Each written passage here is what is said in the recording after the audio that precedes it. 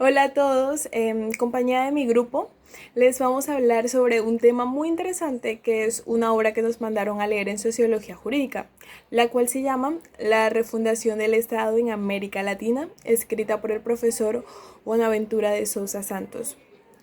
Este grupo está integrado por Lucas, Lucas Vargas, Gabriela Hillera, Luis Miranda, Génesis Fuentes y mi persona, Alexis Patiño. Entonces, para explicarles un poco antes de adentrarnos e introducirnos como tal a lo que trata en sí esta obra, les quiero contar que él no se basa solamente en Latinoamérica, sino que también busca experiencias entre Asia y África, lo cual lo hace más interesante, ¿saben? Digamos que este académico no solamente aparece en el libro como un investigador cualquiera de la realidad, sino que también es un autor influyente y es un testigo de procesos que él vio fluir porque fue testigo de todo lo que pasó.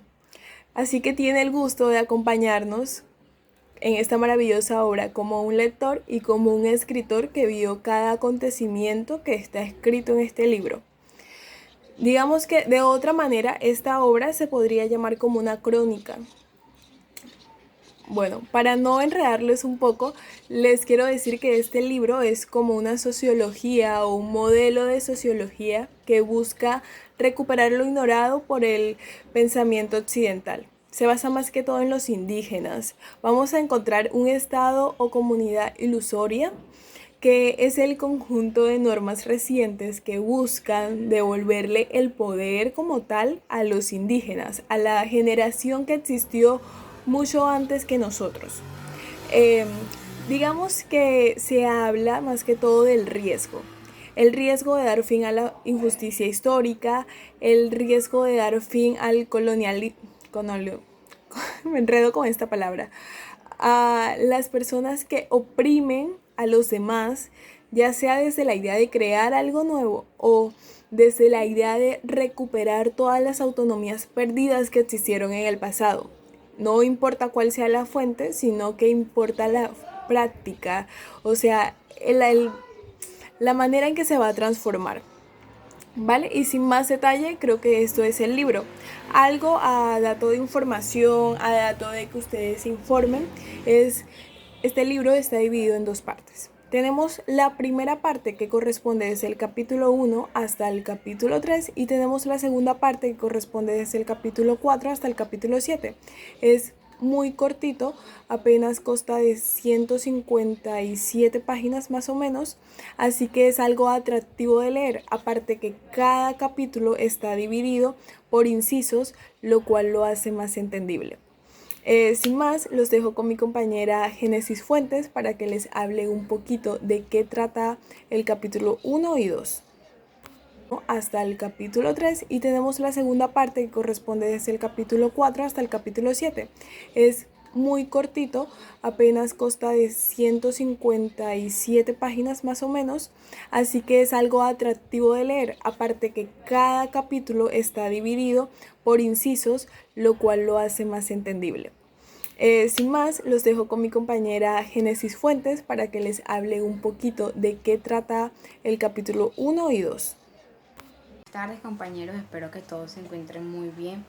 Yo hoy les vengo a hablar sobre el primer y segundo capítulo de este libro, donde el primer capítulo nos plantea la dificultad de la imaginación política o el fin que no tiene fin, y donde nos dice que existen dificultades que han venido persiguiendo en los últimos 30 años el pensamiento crítico eh, de la raíz occidental, que son como tal dificultades que ocurren en la imaginación política.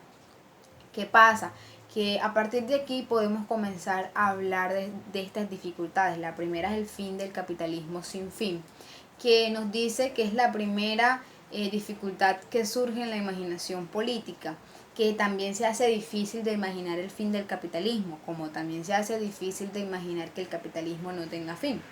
Entonces, aquí ocurre una fractura entre dos vertientes políticamente izquierdistas, que la primera vertiente genera cierto bloqueo al generar el pensamiento de que se dé el fin del capitalismo, pero poco tiempo después, al darse cuenta que el capitalismo estaba tomando demasiado auge en la sociedad, comenzó a acoplarse con este y a buscar múltiples de beneficios para la sociedad, siendo esto así que la primera se creara el mundo vivendi. También tenemos una segunda vertiente que lo que buscaba, bueno, no más que todo, esta no vivía preocupada por la primera dificultad, sino es que vivía intensamente el fin del comunismo. Y aquí podemos darnos cuenta la consistencia de estas dos vertientes que son las respuestas de la imaginación política latinoamericana. Bueno, ya dejando esta primera dificultad, podemos comenzar con la segunda, que es el fin del colonialismo sin fin, que es la segunda dificultad de esta imaginación política, de una Latinoamérica progresista. Entonces aquí comienza a formularse lo mismo que se formuló en el capitalismo. ¿Será que es difícil de imaginarse que el colonialismo tenga fin? Como también es difícil de imaginarse que el colonialismo no tenga fin. Entonces, aquí lo que se provocó también son dos vertientes, donde una vertiente al generar el pensamiento de que se diera el fin del colonialismo, lo que hizo fue alejarse de este y darle de cierta manera al colonialismo fin. Es decir, lo que hizo fue buscar un beneficio propio sin que fuera afectada de cierta manera. Entonces también tenemos otra vertiente donde esta de cierta manera se generó de una tradición crítica, donde se genera por un proceso histórico que de cierta manera el patrimonialismo y el colonialismo se separaron y se mantuvieron de manera individual y ninguna se agravaron. También tenemos otra dificultad que nos plantea este autor, que es entonces la tercera dificultad es las pérdidas de sustantivos críticos, donde hubo un tiempo en donde las teorías críticas tuvieron una propiedad.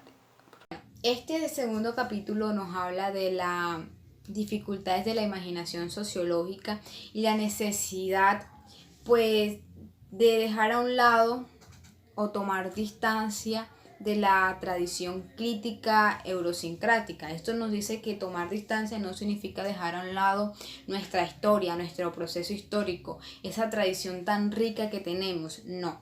Lo que nos dice es que tampoco debemos ignorar las posibilidades históricas de emancipación social de la modernidad occidental. No. ¿Qué pasa? Que esta nos plantea pues dos dificultades sociológicas, que es la sociología de las ausencias y la sociología de las emergencias.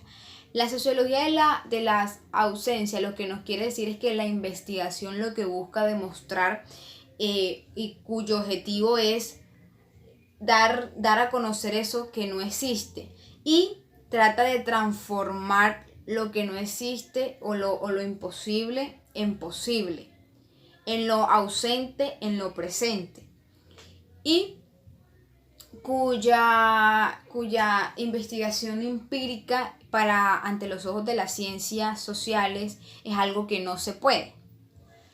Otra sociología, como ya lo había mencionado, es la sociología de la emergencia, que esta mira más que todo hacia lo que busca esta es llenar esos vacíos que se dan hacia el futuro y que se dé según el tiempo lineal. También esta busca el futuro de las posibilidades plural y concretas. Entonces, a partir de aquí podemos decir que son simultáneamente que buscan ir construyendo ese presente mediante las actividades del ciudadano más que todo. Entonces aquí puedo acabar con este libro. Muchas gracias.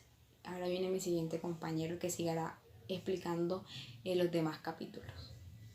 Que tengan un lindo día. Bueno, a mí me corresponde el tercer capítulo. Mi nombre es Lucas Puerto y les voy a hablar de la epistemología del sur. Entendiendo por epistemología del sur el reclamo de nuevos procesos de producción y de valoración de conocimientos válidos, tanto científicos y no científicos, y de nueva relación entre diferentes tipos de grupos y de clases sociales que han sufrido de una manera sistemática las desigualdades, los abusos y las discriminaciones causadas por el capitalismo y por el colonialismo global. Entendiendo que este concepto no es un espacio geográfico como tal, aunque la mayoría de estas poblaciones se sitúan en el sur, es más bien como una metáfora del sufrimiento humano causado por el capitalismo y por el colonialismo a una escala global, y de la resistencia que se ha hecho para superarlo y para minimizarlo. Es por eso un sur anticapitalista, tanto anticapitalista como anticolonial y antiimperialista. Es un sur que se extiende también en un norte en la forma de poblaciones excluidas, silenciadas, marginadas, como lo son la población de inmigrantes sin papeles, los desempleados, las minorías étnicas o religiosas, las víctimas del sexismo, de la homofobia y del racismo. Las dos premisas de una epistemología del sur son las siguientes. Primero, se concibe el mundo, la comprensión del mundo es mucho más amplia que la comprensión que se tiene en el occidente del mundo. Esto significa que la transformación progresista del mundo puede ocurrir por caminos no previstos por el pensamiento occidental, incluso por el pensamiento crítico occidental que no excluye al marxismo. Segundo, la diversidad del mundo es infinita, que incluye modos de ser muy distintos entre los seres humanos, de pensar, de sentir, de concebir el tiempo, de la relación entre seres humanos y entre seres humanos y no humanos, de mirar el pasado y el futuro, de organizar colectivamente como tal la vida, y la producción tanto de bienes y de servicios. Componen una inmensidad de alternativas de vida, de conciencia y de interacción con el mundo, que en gran medida desperdiciada porque las teorías y conceptos desarrollados por los países del norte o por estas sociedades que consideramos más bien como avanzadas, y también tanto en el uso en el mundo académico, no identifican ninguna de estas alternativas para mejorar, y cuando lo hacen no las valoran en cuanto a las contribuciones válidas para que las sociedades se hagan mejor. Por eso, en cuanto a la opinión del autor, dice que no se necesitan alternativas, sino un pensamiento alternativo de alternativas. Bueno, las dos ideas centrales de la epistemología del sur son la ecología de los saberes y la de traducción intercultural.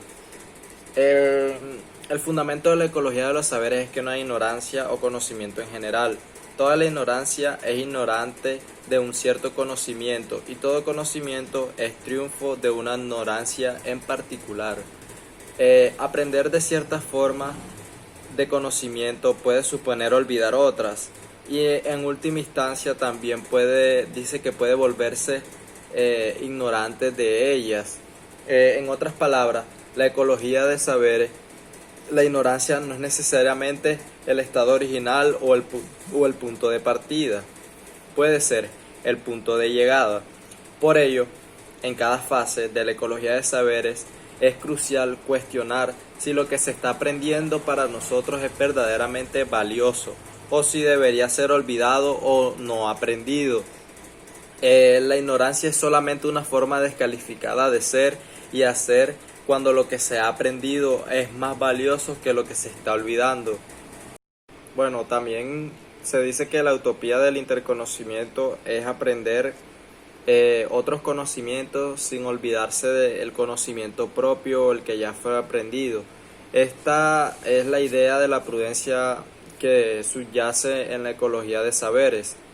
La ecología de saberes también comienza asumiendo que todas las prácticas y las relaciones entre los seres humanos, así también como las relaciones entre los seres humanos y la naturaleza, implican más de una forma de conocimiento y por esto también implican una ignorancia. Epistemológicamente también sabemos que la sociedad moderna capitalista se caracteriza por el hecho de que desfavorece totalmente las prácticas donde predominan el conocimiento científico.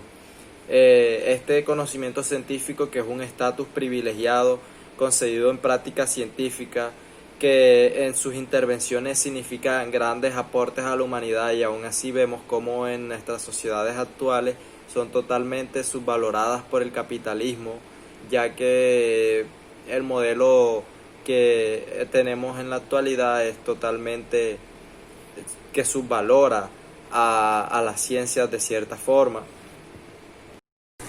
La segunda idea central de la epistemología del sur es la traducción intercultural, entendida como el procedimiento que permite crear inteligencia recíproca entre las experiencias del mundo, tanto las posibles como las disponibles.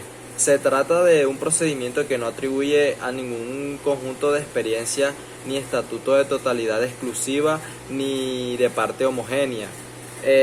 Más bien es la traducción entre saberes que asume la forma de una hermenéutica diatópica. Este trabajo es lo que hace posible la ecología de los saberes. La hermenéutica diatópica consiste en un trabajo de interpretación entre dos o más.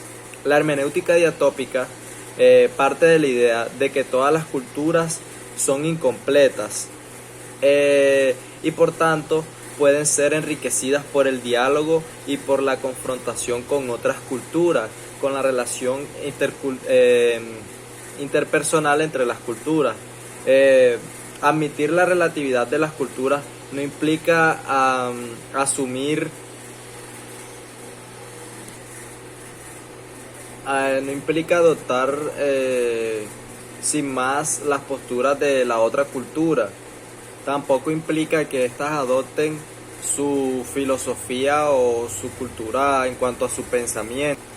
La hermenéutica diatópica presupone, por el contrario, que lo que designó como universalismo negativo, la idea de la imposibilidad de la completitud cultural en el periodo de transición que atravesamos. La mejor formulación para el universalismo negativo tal vez sea designarlo como una teoría general residual. Bueno, también habla de la articulación y agregación entre diferentes tipos de movimientos y organizaciones, así como las redes de creación fronteriza o transfronteriza. Existe un gigantesco esfuerzo de traducción.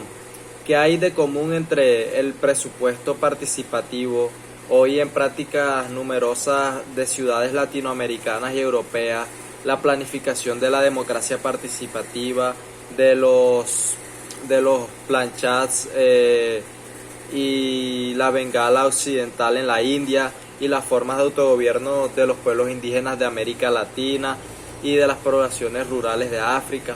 ¿Qué pueden aprender uno del otro? Es lo que se indaga también aquí. ¿En qué tipo de actividades globales contrahomogénicas pueden cooperar? La misma pregunta pueden hacerse los movimientos pacifistas y del movimiento anarquista, que son bandos totalmente opuestos, o del movimiento indígena y el movimiento gay, o del movimiento zapatista y la organización ATAC 30, del movimiento de los Sin Tierra en Brasil y el movimiento del Río Narmada en la India, como aquí se menciona, y así sucesivamente. Estas son las cuestiones que el trabajo de traducción pretende responder.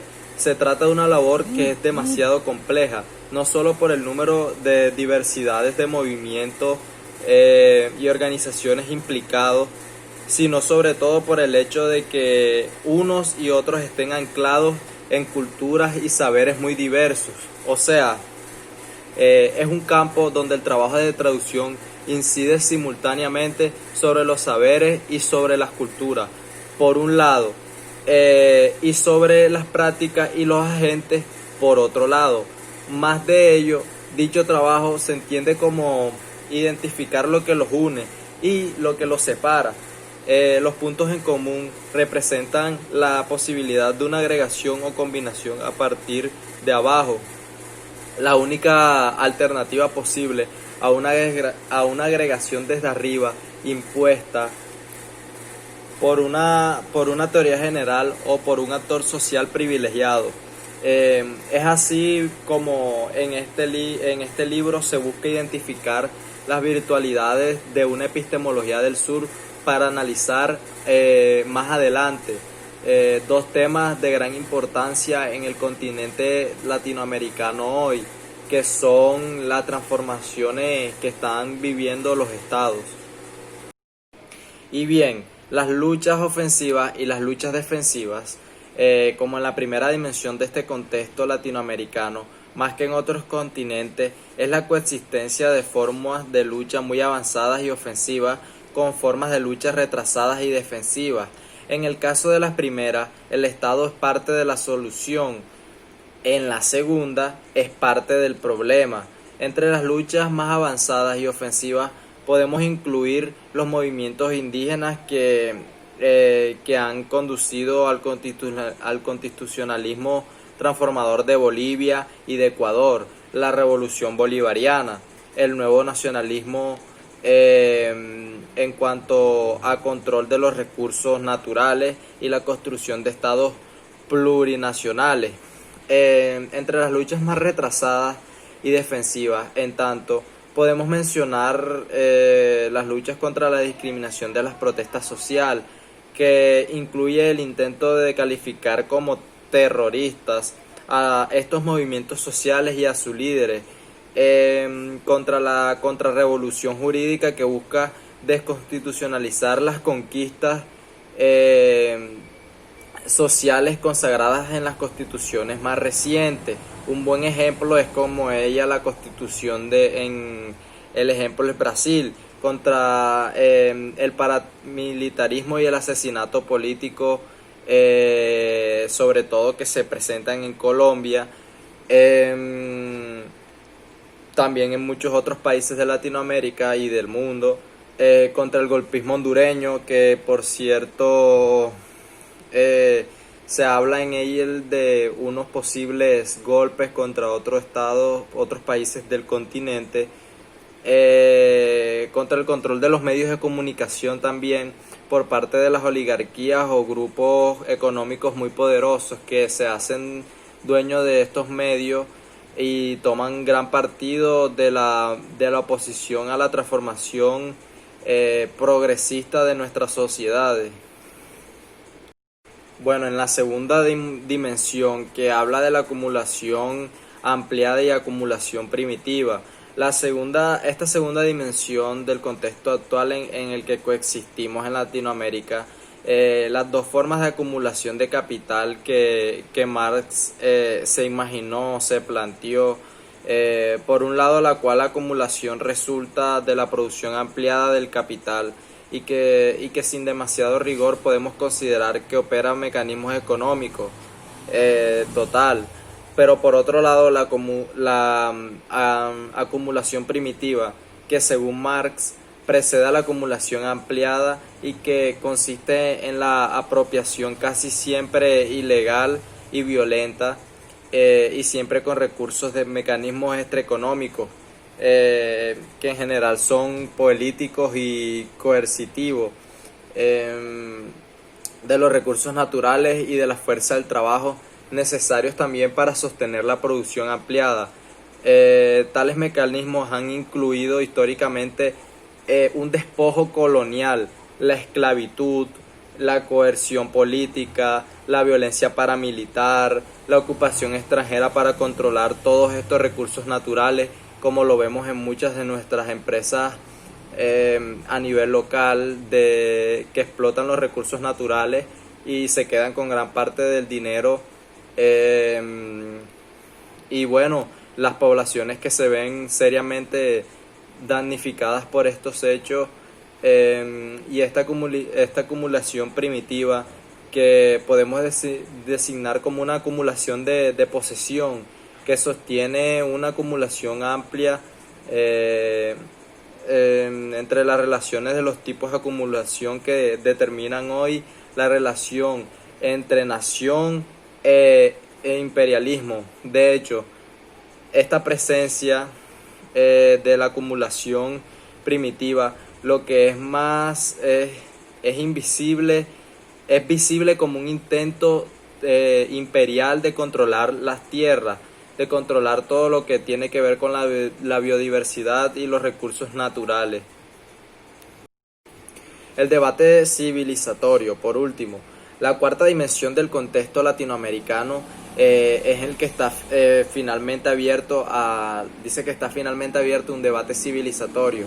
Obviamente es constitutivo del continente desde la conquista, pero fue también violentado y suprimido, tanto en la colonia como en los estados independientes, por medios tan diversos como genocidio, la evangelización, la tutela estatal de los menores, indígenas, etcétera.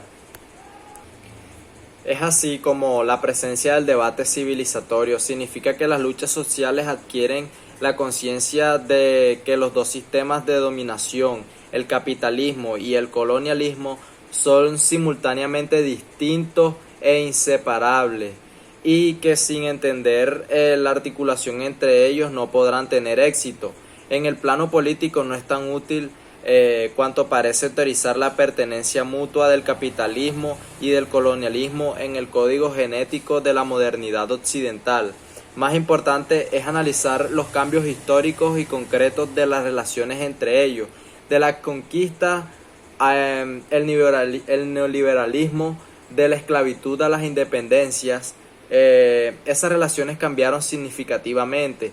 Paradójicamente, en este neoliberalismo, al querer liberar al capitalismo de todas estas mediaciones políticas nacionales, acabó reforzando los componentes colonial de la acción capitalismo-colonialismo.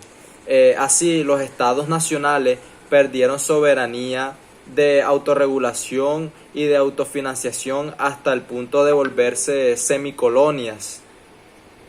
El uso de medios extraeconómicos de los tratados de libre comercio a la guerra para garantizar acceso a la tierra y a los recursos naturales, que mostró que la actualidad de los mecanismos de acumulación primitiva en este contexto tan complejo cuanto creativo, está emergido diferentes soluciones políticas. No es la intención mencionarlas aquí, porque hay dos naturalezas de la naturaleza de la transición y refundación de Estado. Y bueno, en estas cuatro dimensiones se contextualizan tanto lo sociopolítico, cultural, económico del continente latinoamericano.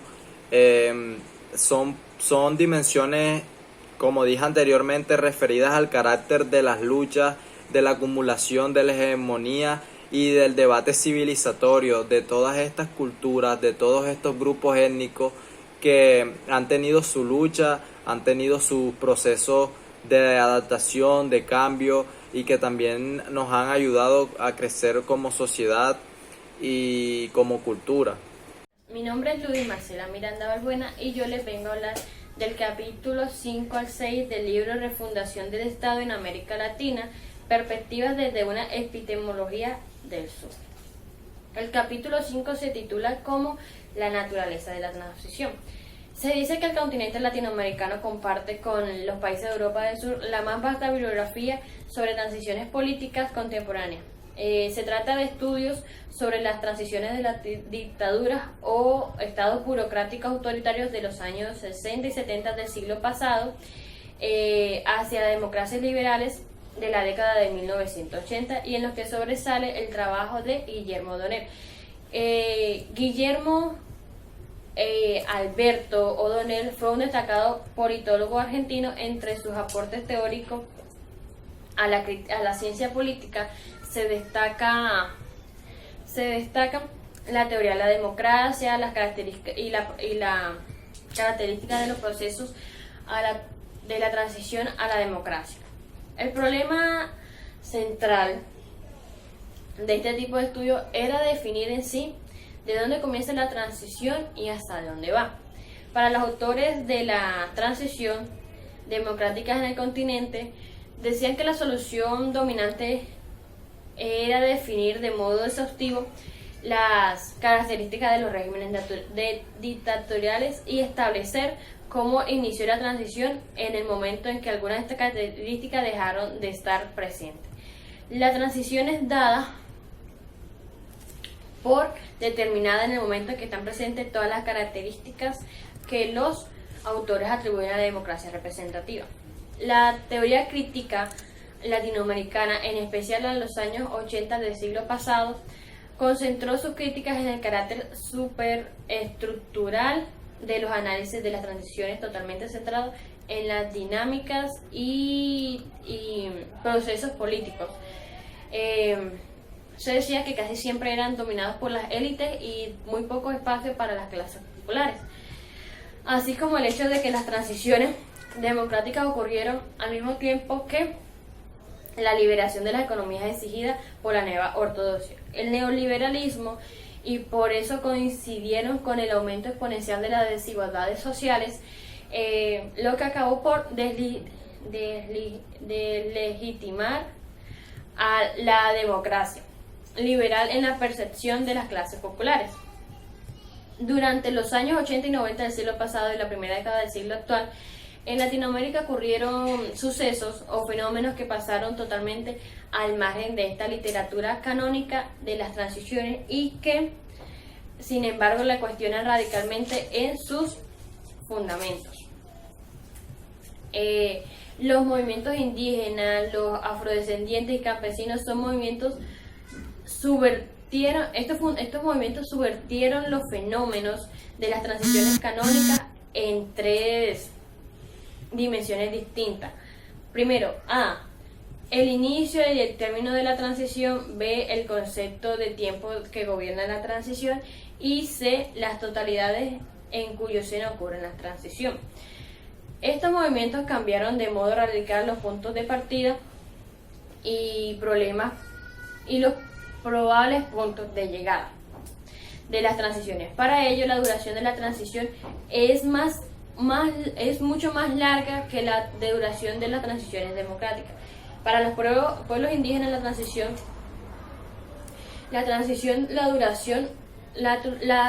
tiene una duración larga porque comienza con la resistencia a la conquista y al colonialismo y solo terminará cuando la autodeterminación de los pueblos sea plenamente reconocida. Para los movimientos afrodescendientes, la transición comienza con la resistencia a la esclavitud y a la profundización del colonialismo y del capitalismo, hecho posible por la esclavitud, y solo culminará cuando acabe el colonialismo y la acumulación primitiva que por ahora sostiene la permanencia del racismo y de las formas de trabajo análogo a la esclavitud. Finalmente, para los campesinos, en sentido final, amplio, choclos, pardos, reibereños, caboclos, pescadores, indígenas, afrodescendientes, la transición comienza con la independencia y con las resistencias al saqueo de las tierras comunales, o a la concentración en las tierras de las manos oligarcas, ahora libres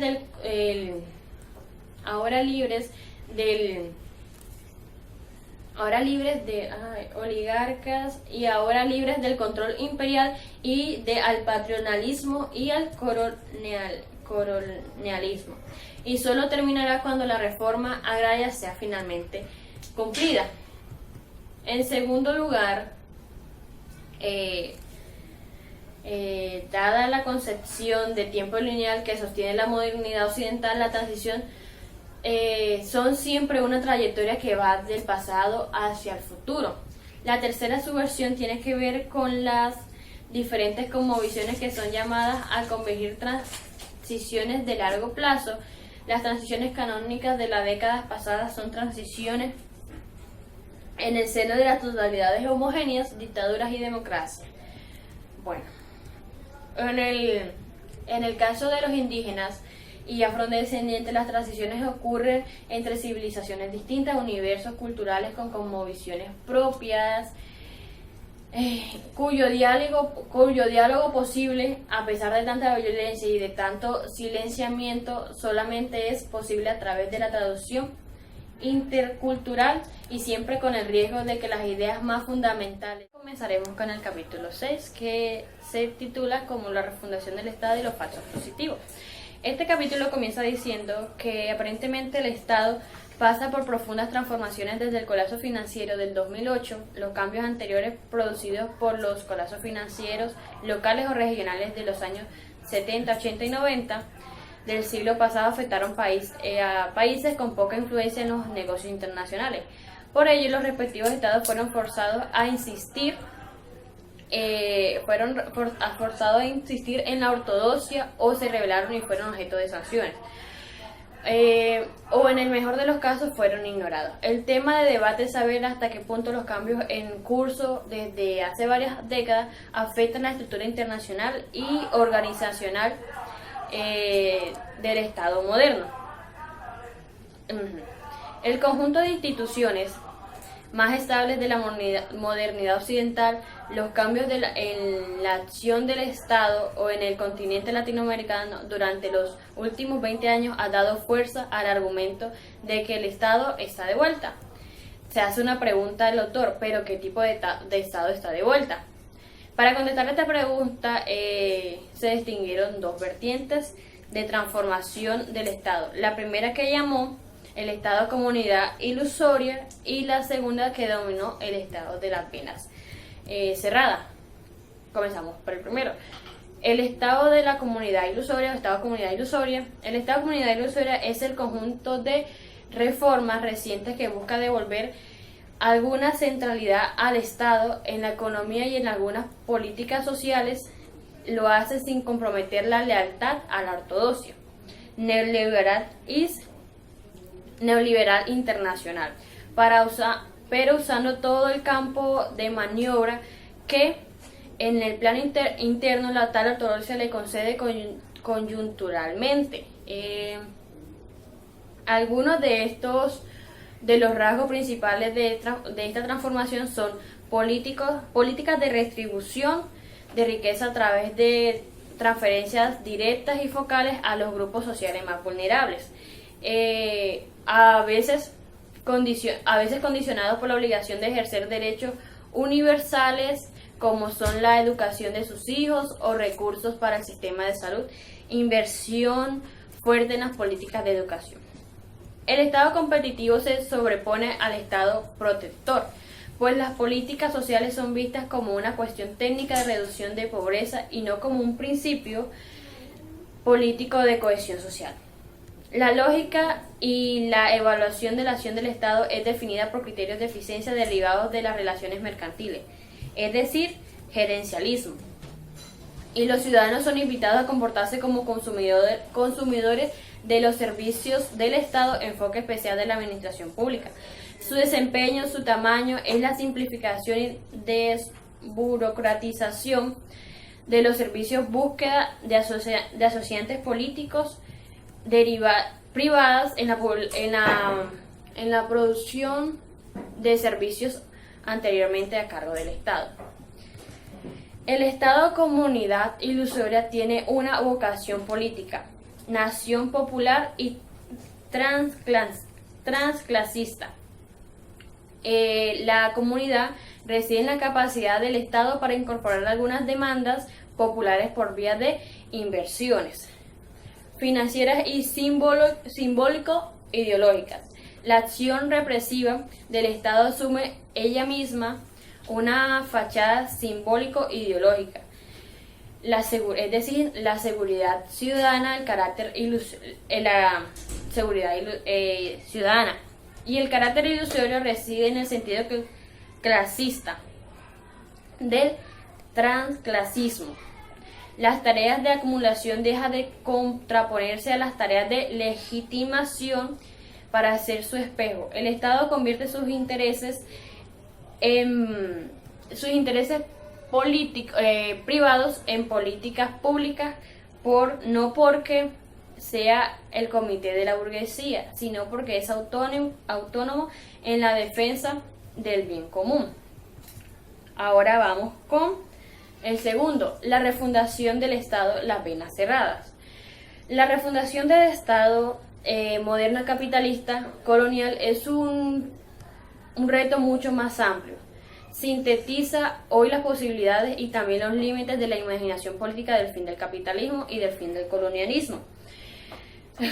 El Estado moderno ha pasado por distintos órdenes constitucional: Estado liberal, Estado social de derecho, Estado colonial o de ocupación, Estado soviético, Estado nazifascista, Estado burocrático autoritario, Estado desarrollista, Estado apartheid, Estado secular, Estado religioso y el más reciente, pero quizás el más viejo, Estado de mercado. Lo que es común a todos ellos es una concesión monopolítica y centralizada del poder del Estado, la creación y control de fronteras, la distinción entre nacionales y extranjeros, la distinción entre nacionales y extranjeros y a veces entre diferentes categorías de nacionales. La universalidad de las leyes, a pesar de la exclusión, discriminaciones y excepciones que en ellas mismas sancionan una cultura, una etnia, una religión, una región privilegiada, organizaciones burocráticas del Estado y sus relaciones con las masas de ciudadanos. El Estado colonial, el Estado liberal, el Estado desarrollista, el Estado burocrático, autoritario, el Estado de mercado. La refundación del Estado tiene 7 dificultades principales para esto. Primera dificultad: no es fácil transformar radicalmente una institución que en su forma moderna tiene más de 300 años. El autor se hace una pregunta. Además, ¿cómo se puede transformar radicalmente una entidad cuando el objetivo último es de hecho mantenerla? Refundar el Estado no significa eliminarlo. Al contrario, presupone reconocer en él las capacidades de ingeniería social que justifican la tarea política de la refundación. En la segunda dificultad dice que la larga duración histórica del Estado moderno hace que esté presente en la sociedad mucho más allá de su institucionalidad, y que por eso mismo la lucha de la refundación del Estado no sea una lucha política en sentido estricto, sino también una lucha social, cultural, por símbolos, mentalidades, hábitos y subjetividades. Es la lucha por una nueva hegemonía. Tercera dificultad. Son 7 dificultades, pero yo les voy a dar 4 dificultades. Tercera dificultad. Esta lucha no puede ser llevada a cabo exclusivamente por los grupos históricamente más oprimidos, que serían en el continente los pueblos indígenas, originarios, los afrodescendientes, los campesinos y las mujeres. Es necesario crear alianzas con grupos y clases sociales más amplios. Entramos a la cuarta dificultad. La cuarta dificultad: la refundación del Estado es más que una demanda civilizatoria. y como tal exige un diálogo intercultural que movilice diferentes universos culturales y distintos conceptos de tiempo y de espacio. Para que tenga lugar este diálogo intercultural es necesaria la conversión mínima de voluntades políticas muy diferentes e históricamente formadas más por el choque cultural que por el diálogo cultural, más por el desconocimiento del otro que por su reconocimiento. Que esto sea menos que los pasos hacia adelante.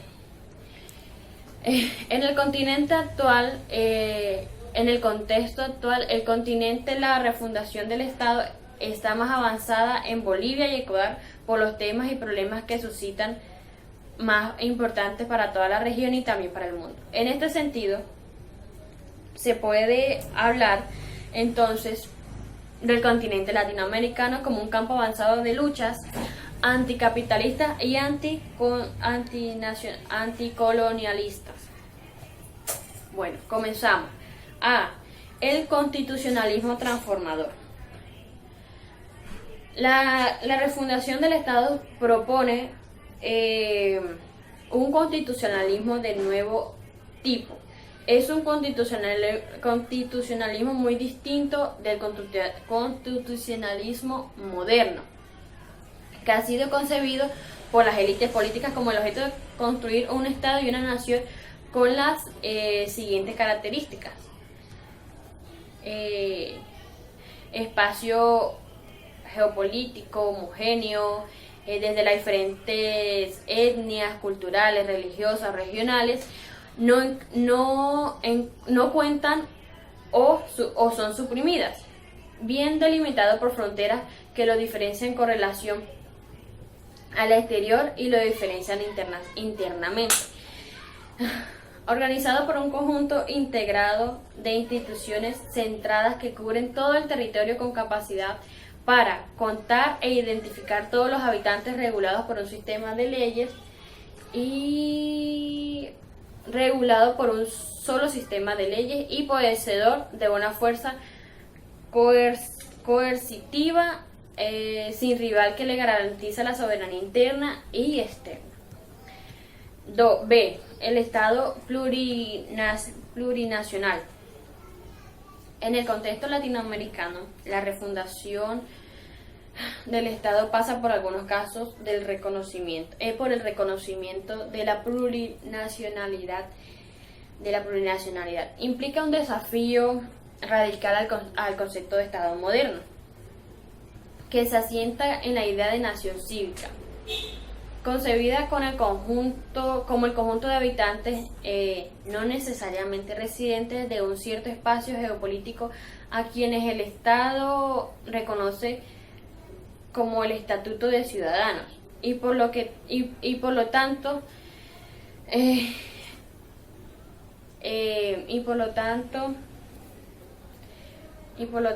en la idea de que cada estado solo hay una nación. Y el Estado-nación, la plurinacional, es una demanda por el reconocimiento de otro concepto de nación. La nación concebida como pertenencia común a una etnia, cultura, religión y lenguaje de los derechos humanos. La plurinacionalidad implica el reconocimiento de derechos colectivos de los grupos sociales en situaciones en que los derechos individuales de las personas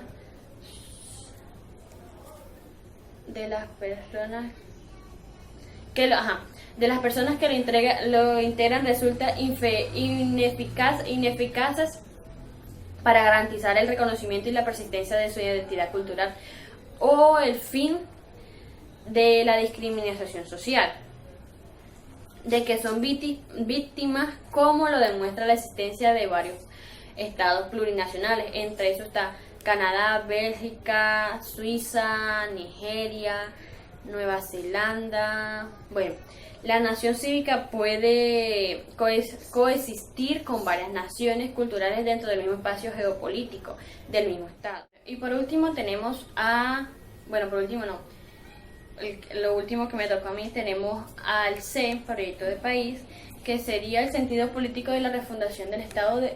El sentido político de la refundación del Estado deriva el proyecto de país consagrado en la Constitución, cuando, por ejemplo, las constituciones de Ecuador y Bolivia consagran el principio del buen vivir, que sería, ellos lo tienen como Sumat Katwasai o Suma Cañama como paradigma normativo de la ordenación social y económica. Cuando la Constitución del Ecuador consagra los derechos de la naturaleza entendida según la cosmovisión andina de la Pachamama, define que el proyecto del país debe orientarse por cambios muy distintos de los que lo conducirán a las economías capitalistas, dependientes, extractivistas y agroexportadoras del presente. En estas constituciones, en cambio, se busca o se privilegia un Estado económico, social, solidario y soberano asentado en una relación armoniosa con la naturaleza. En la formación deja de ser un capital natural para convertirse en un patrimonio natural. Ella no niega que la economía capitalista sea acogida en la Constitución, pero impide que las relaciones capitalistas globales determinen la lógica, la dirección y el ritmo del desarrollo nacional. Bueno, hola de nuevo, me vuelvo a presentar, soy Alexis Patiño y ahora les quiero hacer síntesis en lo que es el capítulo 6. El capítulo 6 consta de múltiples incisos. Entre estos incisos tenemos que se encuentran desde el inciso A hasta el inciso L como tal. En mi caso les voy a hablar un poco desde lo que es la D. En la D encontramos la nueva institucionalidad como título. Entonces, cuando la obra comienza a hablar de una nueva institucionalidad, hace referencia a lo que es el pluralismo, plurinacionalismo, lo siento. ¿Qué es esto? Esto es la coexistencia de dos o más grupos nacionales dentro de un mismo gobierno, estado, constitución o un territorio. Implica lo que es el fin de la homogeneidad e instituciones del Estado. Hay que tener en cuenta que existen dos tipos de diferencias derivadas del reconocimiento y de la plurinacionalidad, las que pueden ser plasmadas en este signo de instituciones. Entonces, entre estas tenemos las compartidas y las duales. Pasamos a las duales, ¿vale? En este punto no se habla sobre una heterogeneidad. Aquí lo vemos reflejado más que todo en las instituciones y se implica muchas instituciones. Como ejemplo, tenemos lo que es el sistema de salud, el sistema de educación, las Fuerzas Armadas y en fin. Un ejemplo de instituciones duales serían las autonomías territoriales, la Constitución boliviana, que es el ejemplo que pone en el libro A Bolivia en todo, y reconoce 4 tipos de autonomías, ¿vale? La departamental, la regional, la municipal y por último la indígena, que también se le llamaría originaria o campesina. Siguiendo con estos incisos, vamos a pasar ahora a lo que es el pluralismo jurídico. En el pluralismo jurídico, algo que me llamó la atención es que al principio dice que todo el Estado es de derecho y todo el derecho es del Estado. Aquí planteamos lo que es un marco de la plurinacionalidad. Se dice que todo derecho indígena no se refiere solamente a lo que es la interculturalidad, sino también al autogobierno de las comunidades indígenas. Entre estos se destacan 2 o 3 sistemas jurídicos que se manejan entre sí, ¿vale? Los cuales son el eurocentrismo, indocentrismo y en algunos países o situaciones pues se manejaría lo que es el afrocentrismo. Cada uno son autónomos, pero no son incomunicables. Entonces digamos que cada uno se va a complementar entre sí, aunque sea autónomo. Pero en realidad esto es lo que quiere el Estado, que se emancipe de alguien que los está rigiendo como tal. Aparte de esto, en este mismo inciso, nos plantean 4 clases de sociabilidad. Lo que es la violencia, que es la cultura dominante que reivindica el control social sobre la zona de contacto, y la coexistencia, que permite que las diferentes culturas jurídicas se desarrollen por separados, ¿vale? Y según su jerarquía. También tenemos la reconciliación, que se encarga más que todo en sanar todos los agravios del pasado. Y la convivialidad, que es una reconciliación que está orientada más que todo hacia el futuro, ¿vale? Los cuales son el eurocentrismo, indocentrismo, y en algunos países o situaciones pues se manejaría lo que es el afrocentrismo. Cada uno son autónomos, pero no son incomunicables. Entonces digamos que cada uno se va a complementar entre sí, aunque sea autónomo. Pero en realidad esto es lo que quiere el Estado, que se emancipe de alguien que los está rigiendo como tal. Aparte de esto, en este mismo inciso nos plantean 4 clases de sociabilidad. Lo que es la violencia, que es la cultura dominante que reivindica el control social sobre la zona de contacto, y la coexistencia, que permite que las diferentes culturas jurídicas se desarrollen por separados, ¿vale? Y según su jerarquía. También tenemos la reconciliación, que se encarga más que todo en sanar todos los agravios del pasado. Y la convivialidad, que es una reconciliación que está orientada más que todo hacia el futuro. Bueno, pasando al siguiente punto, que es la nueva organización del Estado y las nuevas formas de planificación, acá surge lo que es la idea del Estado plurinacional, que ya lo veníamos hablando anteriormente, y obligan a una nueva organización del Estado en sí mismo. No hay más nada. Pasando al siguiente inciso, que es la democracia intercultural. La democracia intercultural nos habla o se entiende a Latinoamérica dentro de 5 maneras, que vamos a hablar rapidito de cada una de ellas. En primer lugar, tenemos lo que es la coexistencia de diferentes formas de liberación democrática, y encontramos lo que es el voto individual y las elecciones a la rotación, y también eso de obedecer, y la lucha por los cargos de la obligación y la responsabilidad. En segundo lugar, vamos a encontrar diferentes criterios de representación democrática. La representación cuantitativa, que es la moderna, y la representación cualitativa, que es la de origen ancestral, antiguo. Y pasamos al tercer punto, que es el reconocimiento del derecho colectivo como los pueblos y como el efectivo ejercicio.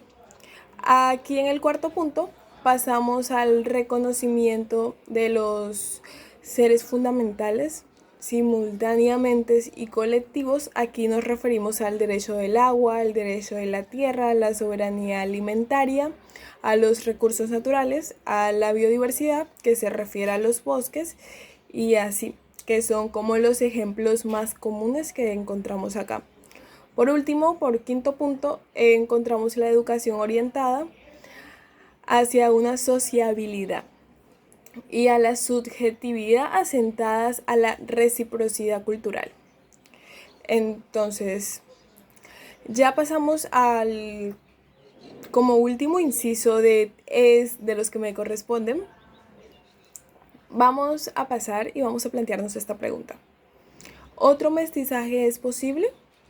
Y sale como respuesta el mestizaje postcolonial emergente. De este se habla como nuevo, y nos dice que es importante saber el fundamento común, que es identificar el movimiento político-cultural que progresivamente va cambiando.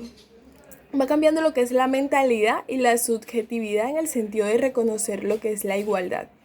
Hay una complementariedad y una reciprocidad entre esto.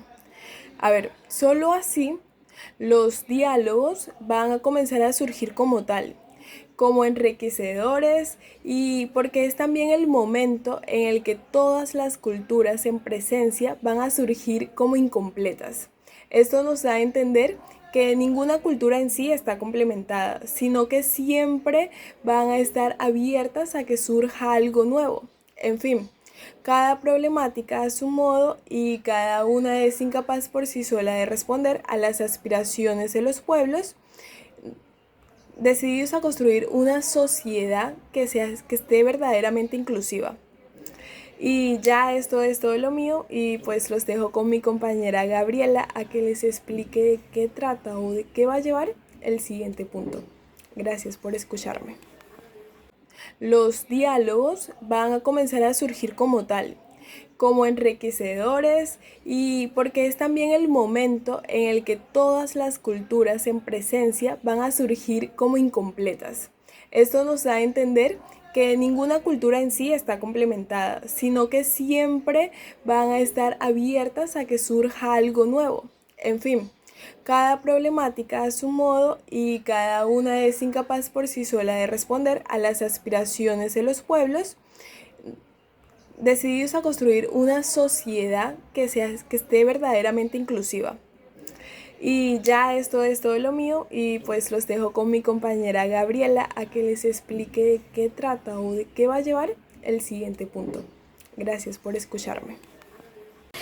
Buenas tardes compañeros, ¿cómo están? Mi nombre es Gabriela Alejandra Yera Torres. A mí me tocó exponer sobre las mujeres y la refundancia del Estado. El feminismo en general ha contribuido de manera decisiva a la crítica de la epistemología eurocrática dominante y al feminismo postcolonial. Se nos dice que por feminismo postcolonial entiende el conjunto de perspectivas feministas que pueden ser las siguientes características que se marcan de forma 1, 2 y 3. En el 1 se nos encuentra que se integra la discriminación sexual por parte del marco de la persona dominante. En este caso sería el hombre a la mujer. Se presentan las tasas de la violencia hacia la mujer, pero también se da casos de que la persona dominante a veces puede llegar a ser alguna de las personas allegadas a la victimaria. El inciso 2 nos muestra lo que hace también con el objeto de decolorizar las corrientes eurocráticas del feminismo dominante durante décadas y quizás hoy mismo. En el tercer inciso nos encontramos lo que son la orientación de su mirada crítica hacia la propia diversidad o al cuestionar las formas de cómo son las mujeres discriminadas. En estos momentos estamos pasando por uno de los casos que está pasando en América Latina y no solamente en América Latina, sino también en la parte de Estados Unidos, donde sabemos que la discriminación o la violencia hacia la mujer tiene una tasa demasiado alta. Tampoco podemos dejar por fuera que Colombia es uno de los países con más tasas de violencia hacia la mujer, ocasionando violaciones, robos y propinándole la muerte a las mujeres. Hace más de unos años atrás hubo un caso donde una mujer, creo que se llamaba Laura, fue violada por 3 hombres. Los 3 hombres le propinaron la muerte porque aparte de haberla violado, ellos mismos también le ingirieron en su cuerpo elementos como fueron ramas y otro tipo de objetos al momento de la violación. Cuando se le hizo la autopsia a la mujer, tenía todos esos implementos adentro de su cuerpo. Desde ese día fue que Colombia decidió implementar que a la mujer se le tiene que respetar. En ese momento, cuando una persona murió por feminicidio, fue que las autoridades decidieron hacer algo contra la violencia hacia la mujer. Les voy a hablar un poco sobre lo que es el carácter acumulativo de la desigualdad. Como primera instancia sobre lo que es el carácter acumulativo de la desigualdad, le voy a hablar primero que todo sobre lo que son las clases y qué abarca eso en el tema del feminicidio de las mujeres. Como ya se sabía anteriormente, las mujeres no teníamos ni voz ni voto para dar una opinión, para votar, para hacer absolutamente nada. Éramos las mujeres las que teníamos que quedarnos en casa y el hombre era el que tenía que hacer todo lo demás. Pero se ha venido transformando los cambios de que ahora nosotras las mujeres podemos hacer el mismo trabajo o ejercer los mismos trabajos que un hombre puede hacer. Anteriormente la desigualdad hacia las mujeres era muy grande, ellas no podían hacer absolutamente nada. Ahora les hablaré sobre la democracia racial y la democracia intercultural. La lucha de las mujeres indígenas y afrodescendientes son las que con mayor fuerza desmienten el mito latinoamericano de la democracia racial.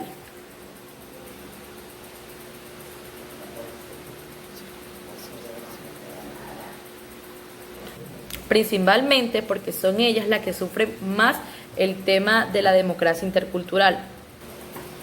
Ellas desmienten el tema de que en su comunidad, que supuestamente es una comunidad homogénea, hay el tema de la igualdad tanto para las mujeres etnias, en el tema de los afrodescendientes, y para las mujeres indígenas, cuando en realidad son ellas las que más sufren por parte de la comunidad homogénea, que supuestamente es la que más sufre en parte el tema del racismo, por ser unas mujeres indígenas o unas mujeres afrodescendientes. Anteriormente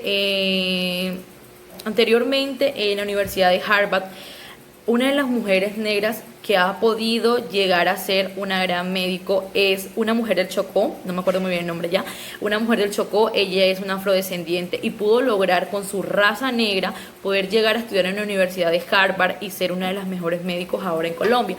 Pero ella nos cuenta su experiencia de que ella sufrió el tema mucho del racismo por su color de piel, ya que en los que son los Estados Unidos, el tema del racismo es uno de los temas más delicados y más fuertes que se llega a tocar en esos momentos. Pero no podemos dejar por fuera que Latinoamérica también es uno de los países con mayor tasa de racismo hacia la mujer negra o hacia la mujer indígena. Se le llama con apodos a la mujer indígena como chola o otro tipo de apodos, solamente por no tener los mismos rasgos que todas las personas tenemos. Me he encontrado con algunos casos investigando un poco más a fondo sobre el tema de que para poder entrar a veces en algunas universidades, voy a hablar en general de toda Latinoamérica, el tema de México, el tema de Chile, el tema de Argentina, hay mujeres que solamente por ser indígenas o ser afrodescendientes a veces no son aceptadas en el tema de la inscripción a las universidades. O he visto casos en escuelas privadas donde niñas que son afrodescendientes sufren bullying por parte de sus compañeros, y me llama la atención de que son niños que tienen la edad de 8 o 9 años y cómo pueden llegar a discriminar a una persona.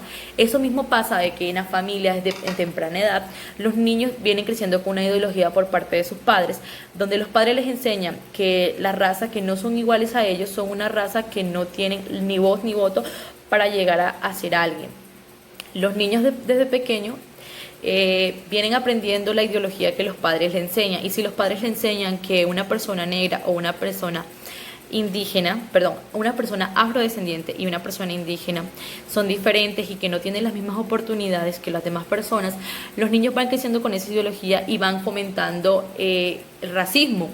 Entonces la parte homogénea en Latinoamérica deja de ser una parte homogénea para ser una parte racial. Bueno, ahora les voy a hablar sobre lo que es la educación a partir de la democracia intercultural y la refundación del Estado a partir de la epistemología del sur. Nos encontramos los dos elementos necesarios de la epistemología del sur, que son la ecología de los saberes y la traducción intercultural. Bueno, la ecología de los saberes nos quiere decir las siguientes cosas. Lo primero que es que la ecología de los saberes propone que no hay ignorancia ni saber en general o en abstracto. La traducción intercultural, por otra parte, quiere decir que cuando se hace el traslado o se hace la modificación de un texto, como es en los libros, por decirlo así, los libros a veces son escritos en inglés, al momento de modificarlos y traducirlos al lenguaje del español, tiene ciertos mecanismos o ciertas palabras que no se pueden cambiar. ¿Por qué? Porque ese es un lenguaje intercultural, que significa que literalmente, así como se encuentra estipulado, así tiene que llevarse, porque ese es el lenguaje cultural que se mantiene o se trata en dicho país. Si nosotros en este momento escribiéramos un libro con algunos, por decirlo así, jergas costeñas, las jergas costeñas no tienen una modificación, porque es un lenguaje cultural que se ha implementado en esta parte de la región de Colombia, y al momento de ella ser traducida a otro idioma no tiene una traducción cierta. Ok, entonces retomando lo que ya había dicho y ya sabiendo lo que es la epistemología de los saberes y la traducción intercultural, vamos ahora sí a lo que son los elementos esenciales que se utilizan en el Estado y para que estos dos funcionen. Entonces dice que estos instrumentos epistemológicos políticos nos permiten reconocer la existencia de un debate civilizado y aceptar su consecuencia en el proceso de la construcción de una democracia intercultural y de la refundación del Estado. Bueno, ahora les voy a hablar sobre lo que es un estado experimental. En el estado experimental se nos habla de que a veces puede llegar a ser ciego y sordo. ¿Qué nos quiere dar a entender el estado experimental con esa pequeña frase que nos demuestra? Que a veces el pueblo escucha algo muy diferente a lo que se nos muestra en el estado experimental. En el estado experimental se nos dice ciertas cosas o ciertas actitudes que se van a aplicar en un gobierno ideal, cuando a ciencia cierta no es muy cierto lo que dicho Estado o dicho político quiere dar a entender a su oyente. A veces el pueblo es sumergido por un Estado ciego y un Estado sordo, donde el pueblo a veces quiere tener voz y votos para dar su opinión sobre dicho mandato que no está siendo el adecuado, y el Estado hace caso omiso en eso. El Estado experimental a veces puede llegar a ser un poco sordo. También es... Bueno, ahora les hablaré sobre la configuración del campo político, nuevas fracturaciones, oportunidades y dualidades. Ok, hablemos un poco, vamos a redondear qué es, qué son y para qué se utiliza. Anteriormente les había hablado sobre lo que era el feminismo, la interculturalidad, le había hablado sobre la mujer indígena y la mujer afrocolombiana.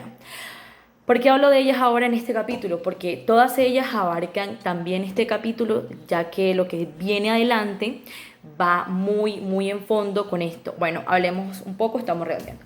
Se habla primero de la clase burguesa. ¿Qué es la clase burguesa? Anteriormente se hablaba de que la clase burguesa era una clase que tenía poder, pero hablemos de lo que era el poder de la clase burguesa anteriormente. La clase burguesa se decía que tenía poder, pero porque ellas heredaban el apellido. Al heredar el apellido, ellas automáticamente tenían un estatus o una posición social en la sociedad.